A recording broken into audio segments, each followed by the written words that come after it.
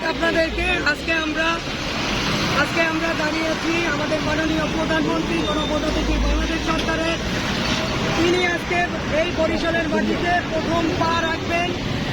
আমরা তার জন্য তাকে শুভেচ্ছা স্বাগত জানানোর জন্য এখানে দাঁড়িয়েছি এবং আজকে আমরা আমাদের নেতার কাছে প্রাণের দাবি থাকবে। আমরা এই তৃণমূল নেতাকর্মীরা দীর্ঘ 17 বছর ফ্যাসিস্টের বিরুদ্ধে যুদ্ধ করে আন্দোলন করে হামলা মামলার শিকার হয়েছি।